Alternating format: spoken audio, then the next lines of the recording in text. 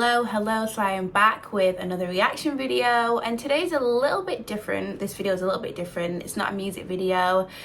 It's called What Actually Happened to UK Rappers That Fell Off. You know what? When I saw this in my suggestions, I thought, do you know what?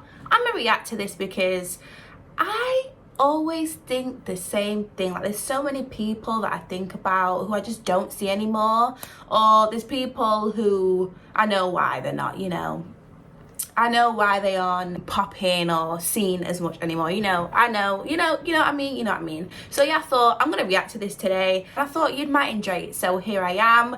But before I jump into this, make sure you jump over to my Instagram and follow me over there. I've had so many messages recently, so just hang on, okay? I'm finding it hard to keep up, but thank you for the love and the support. Thank you for the suggestions and all the love. I'm just very happy and grateful. So thank you so much for that. I wonder if there's rappers in here that I don't even know myself.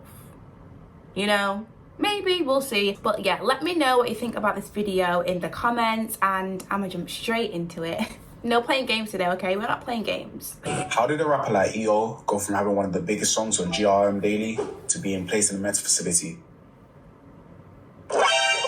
And how did a rising drill rapper dominating the UK sound fall from grace after child grooming allegations? In today's video, we're going to break down the twists and turns that shot the UK scene. So sit back, relax, and if you'd like to hear more stories like this, make sure you're liking and subscribing. Okay. Alright, let's get into it. Starting off in Hackney, London, the rapper and singer Notes blew up with his viral song, Addison Lee, gaining 17 million views on GRM Daily in 2016. Listen, let's pause this real quick, because let me tell you something. Notes had the bangers back in the day, please. Okay, those songs were just, they were hitting. Okay, there was everywhere. I remember the vibes. I remember going to parties. I remember being in school. I remember everything when these songs were viral, hitting, all that good stuff. I remember. Song Addison Lee gaining 17 million views on GRM Daily in 2016. After this, Notes had a steady streak of hits, especially when he formed an alliance with Swedish English singer Megan. Yes. And they were doing their thing. They were topping the charts with tunes like My Lover, Fine My Line. Lover. Listen, I was listening to what's the name the other day? Ring Ring. Listen, they had bangers on bangers. And they were doing their thing. They were topping the charts with tunes like My Lover, Fine Line, and also his solo tune Aladdin. Already Notes was making an impact during this Afro swing wave, a term that Notes himself hates, taking home the award for Best Breakthrough Artist in 2017. After this release, his tape Take Notes 2 in 2018 was a decent album, but nothing groundbreaking. In the tape, Notes was showing off his versatile side, mixing with pop radio songs with AJ Tracy, Afro beats, and a little bit of grime, with the biggest song on the album being Sit Back Down featuring Malik Berry. From experimenting on this album, it starts to become obvious that Notes was still figuring out his place in the industry. His main plan was to release new music faster, instead of just sticking to a few songs and doing the same thing over and over again, thinking fans will stop listening. On top of this, when he blew up, there were all new kinds of sounds, with the UK drill movement taking off alongside. Notes' music was like a mix of Afro beats, bashment, and UK rap. Critics and marketers didn't know what to call it, so they just came up with the term Afro swing. In an interview with Clash Music, he states, "For me, Afro swing is sly bullshit. The only reason why I say it's bullshit because people put people in a box and don't want them to be pop or anything outside of that box." And it's true, being labelled in this category of Afro swing didn't really help his career to grow, which I'll touch more on in a second. Facing the industry constraints, things took a dark turn for Notes after he faced the loss of his close friend and mentor, DJ Nana Banga, who was killed at a house party in Hackney in 2018. Notes was cancelling festival appearances and he stopped making music briefly, not only taking the time to reflect on the loss, but also the state of his music career. After his impressive feature run, a breakthrough year, and a brief hiatus, he came back in 2019 with the song Wanting, which was pretty well received, returning to the Afro swing style of music. Despite this, he again began to slow down on releasing singles and instead featured on more other projects instead of his own. He was sharing studio time with everyone from Fredo to Sneakbo, Chip, Eddie One, AJ Tracy, and Avelino.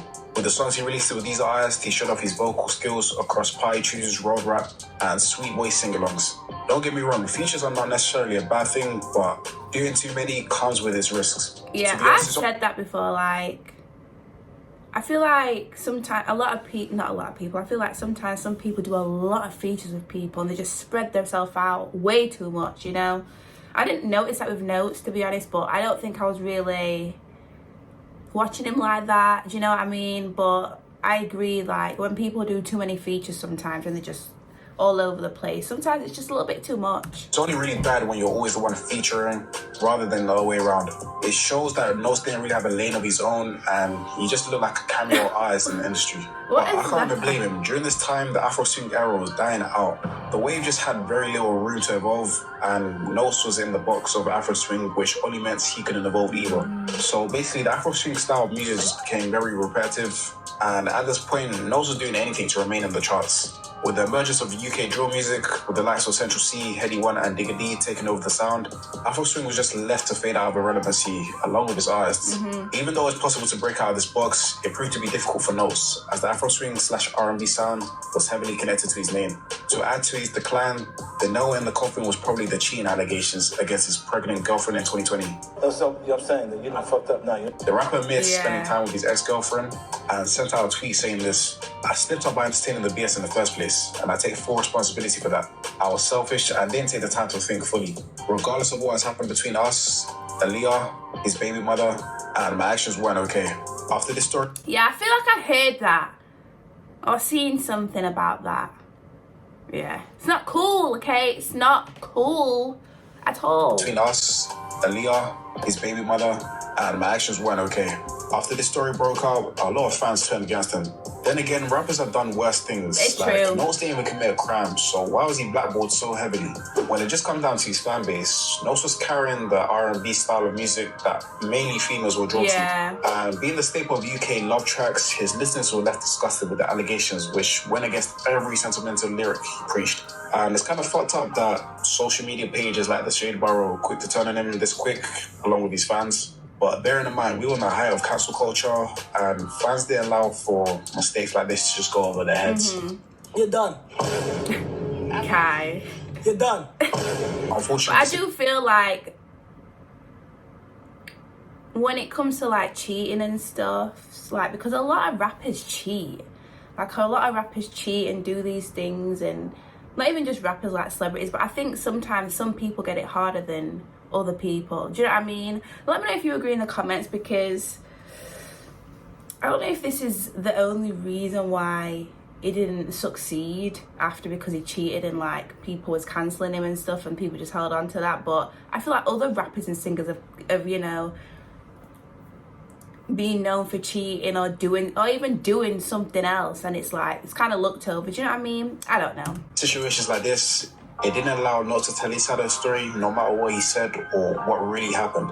Nose faced so much backlash that he removed himself from social media and left his team to control his accounts. I don't even control my socials anymore. I haven't for a while now, you know what I mean? Like, max, I'll go on Instagram sometimes, and even then, like, I'm shit at it. Like, Snapchat, they took off my star because I'm barely on it. Like, even Fredo was complaining about that the other day. You know what I'm saying? Like, but, like, I'm not a social person anymore, like, on socials especially, and that's because of, like, I guess opinions, you know what I mean? And I can't bother to just read, watch and look at opinions. I can't bother to let that be a part of my day, you know what I'm saying? And that's because I'm going to see something there that's going to make me think, wow, what the fuck? Like, you know what I'm saying? Like, why?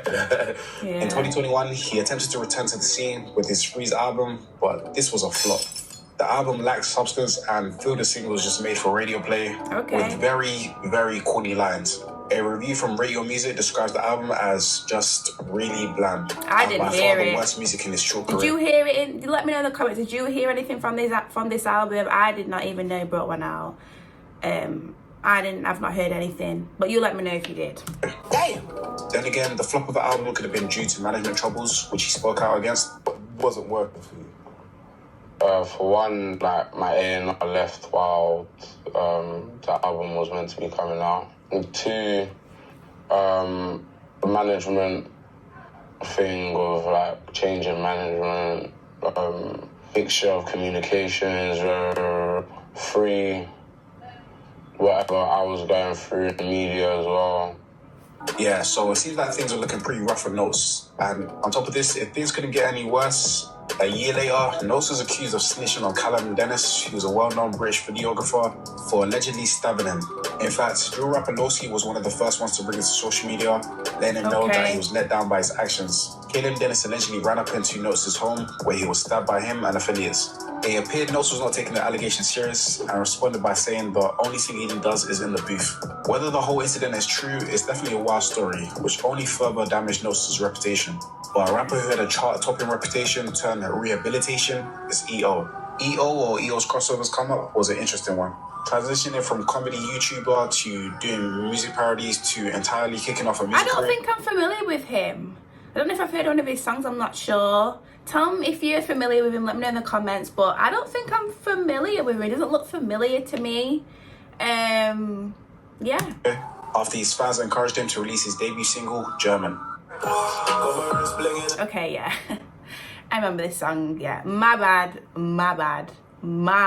It just doesn't look familiar though. But I've heard the song. Yeah, I've heard the song. I just don't. Maybe I just didn't know what it looked like. I don't know what's going on. Who freaking knows? And it's a good thing he listened to them, as he peaked at number 13 on the UK singles chart back in 2018.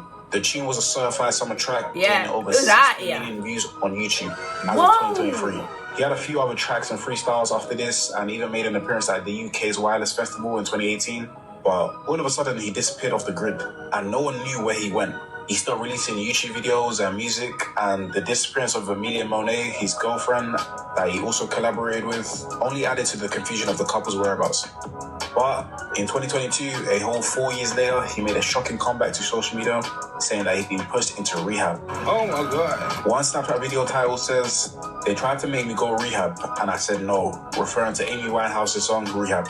He goes on to say, "I shouted no, but they forced me inside." Damn, so from sitting in a German to sitting in a rehab center. Guys, no way, bro. Yeah, that's crazy. Yeah. And other clips of him strolling around in an alleged facility, looking aimlessly toward the camera, only added to the confirmation of his story. In other clips, he can also be heard babbling strange words and sentences throughout. And all whilst this was going viral on social media, a former collaborator of EO recently implied that the rapper was a snake. UK artist AJ, who featured on EO's song London, took to Instagram to celebrate the track achieving platinum certification. However, he covered EO's name with a snake emoji, suggesting he feels some type of way about him for whatever reason this may be.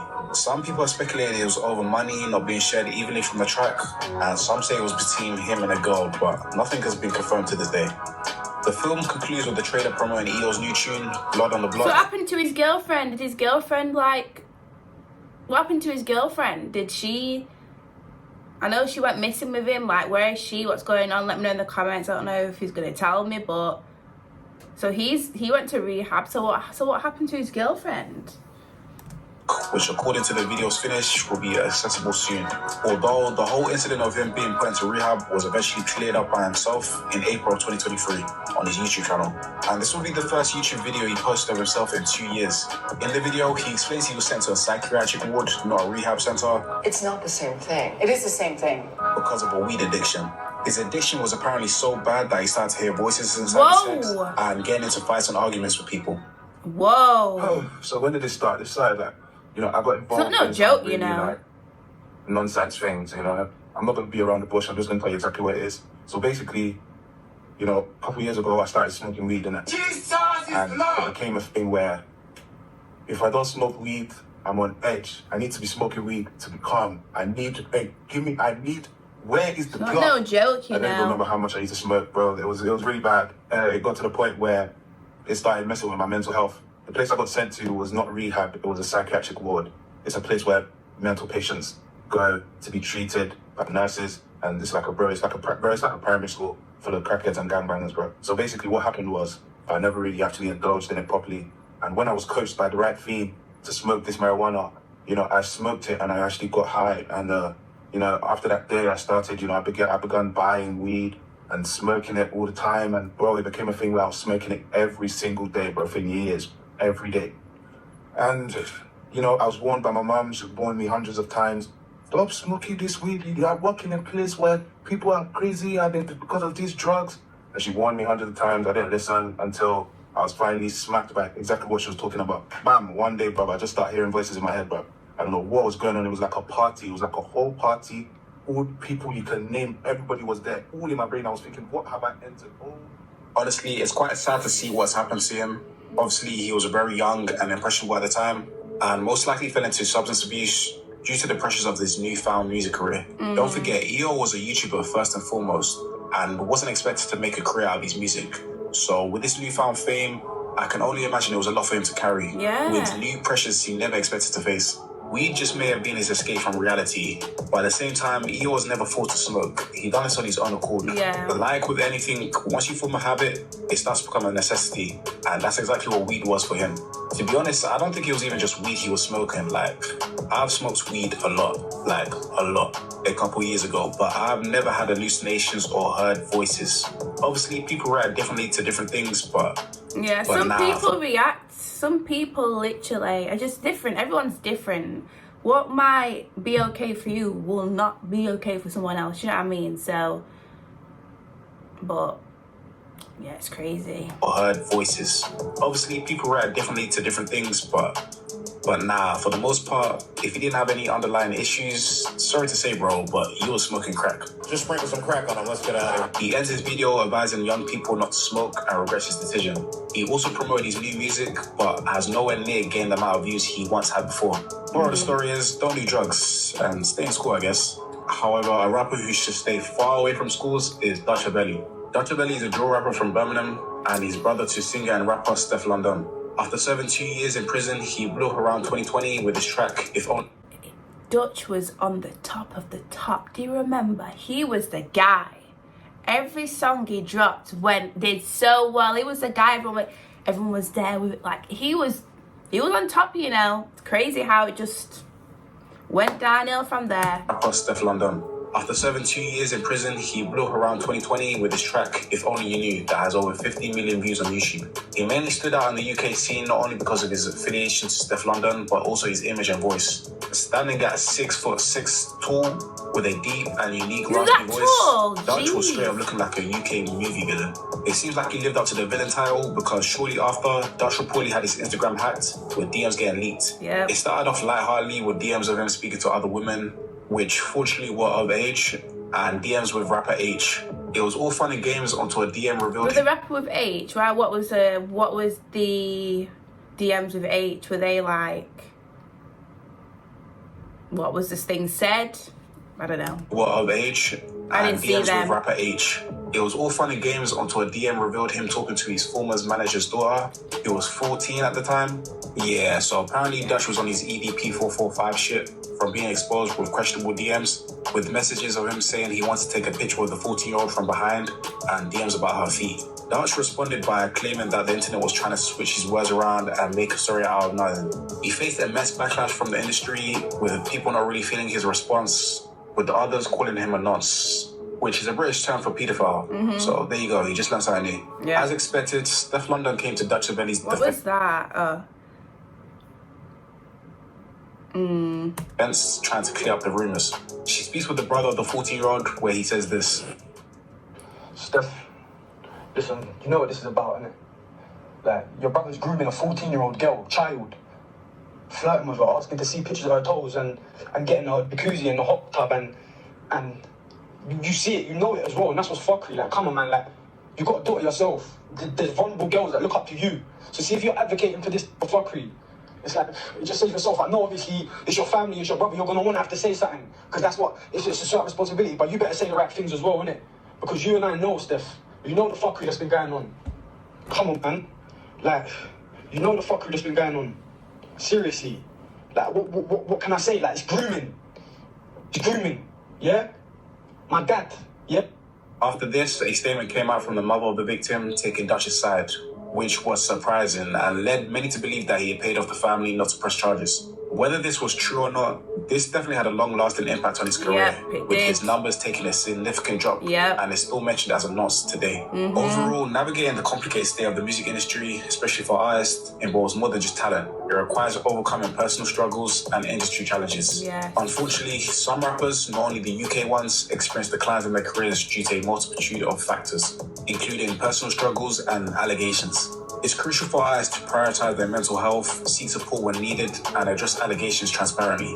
Building a sustainable career involves not only artistic skills, but also maintaining a positive public image. Learning from the experiences of others, acknowledging mistakes, and taking steps towards personal growth can be instrumental in overcoming obstacles and keeping a lasting and impactful rap career.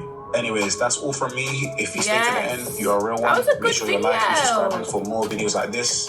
And until next time, I'll catch you in the next video. Make sure you check out this channel because I feel like there's a lot of cool videos on this channel.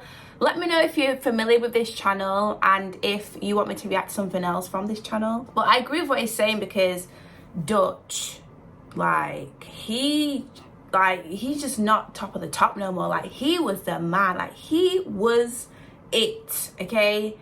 And now it's just like he can drop a song and I don't think it gets anywhere near the attention because I don't even see him anymore. I don't know if I've seen him drop a song before and it didn't do well, but I don't know if he's still dropping music. I have no idea, but it's very true, eye-opening, okay? Because I see notes sometimes like on interviews, but I don't see his music and stuff like that. Let me know what you think about this in the comment. Let me know what you think. This is a great video. I feel like I'm gonna have to check some others out from this channel, but let me know in the comments. But anyways, guys, thank you so much for watching. I hope you enjoyed, and I will see you in the next video very, very soon. Bye.